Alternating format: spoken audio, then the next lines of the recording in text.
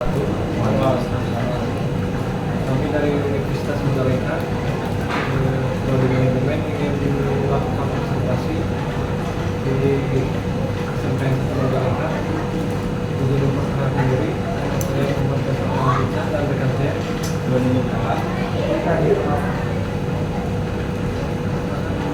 saya sendiri mengatakan bahwa saya dari Universitas. langsung saja ke pertanyaan pertama ya. Yang pertama, bagaimana prinsip dari anggota dan untuk anggota penerapan informasi itu? Kalau dari anggota sendiri, kita menyediakan pembayaran vokasi.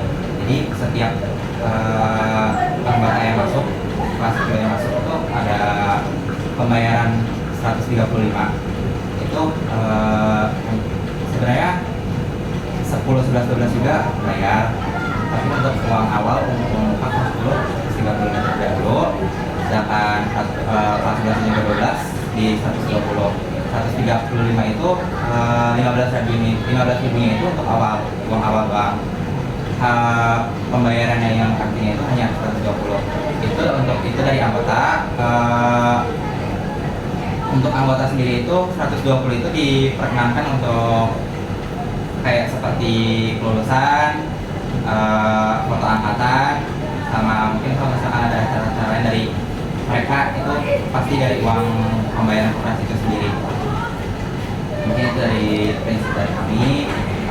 Jadi yang apa yang mereka kasih itu juga pasti bakal balik. Tapi kalau misalkan tidak ada acara apa-apa, itu pasti bakal balik lagi ke mereka. Pokoknya tidak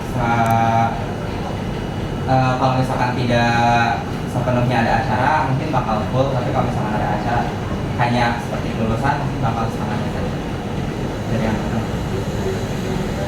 Pertanyaan yang kedua, bagaimana strategi operasi dalam membangun dan menjaga pasar internal?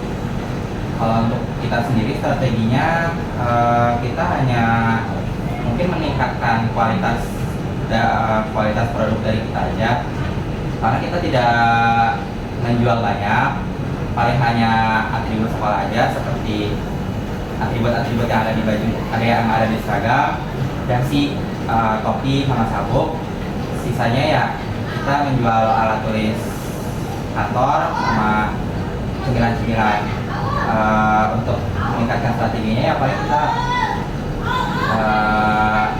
menambah, kadang ada cemilan yang di luar, cemilan dari luar gitu, jadi itu bisa menambah daya tarik dari mereka. Jadi strateginya dari situ, sama untuk harganya masih lumayan terjangkau untuk mereka. Yang ketiga, apakah operasi memiliki program pendidikan atau pelatihan untuk meningkatkan kapasitas anggota? Untuk secara ini mah kita tidak ada pelatihan secara khusus, tapi kita paling ada, bisa dibilang inspeksi.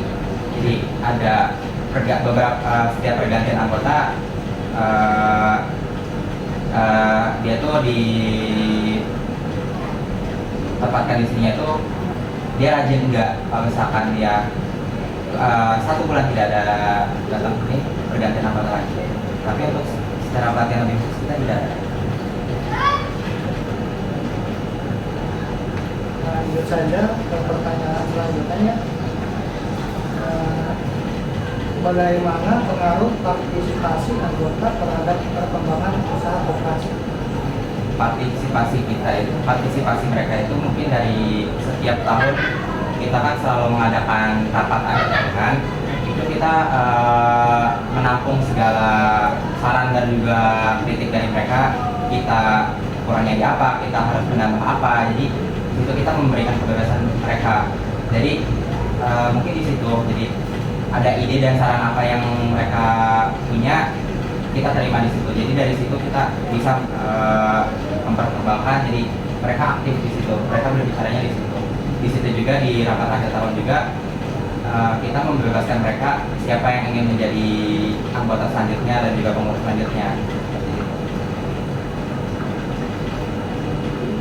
Terus apakah ada bagian dari SHU yang digunakan untuk kepentingan bersama atau pengembangan korporasi. Untuk SHU ada,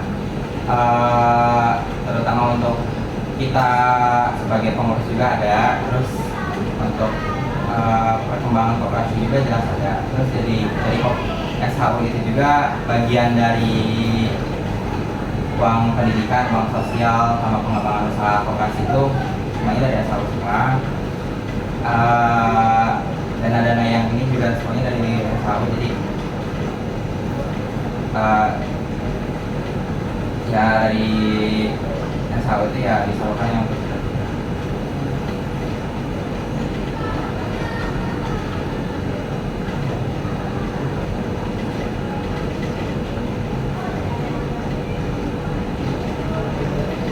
Yang selanjutnya ya, apa tantangan yang dihadapi koperasi dalam menjangkau konsumen non anggota? Tantangan kita sendiri itu persaingan di sininya sih.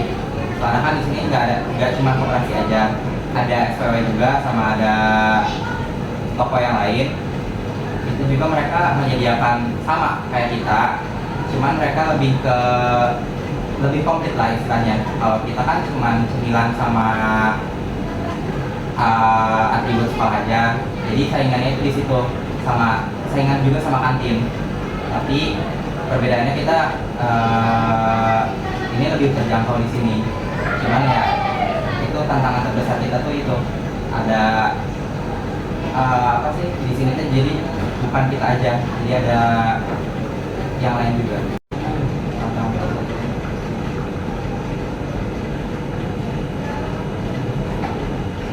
Yang selanjutnya, apakah koperasi menyediakan pelatihan kewirausahaan bagi anggota?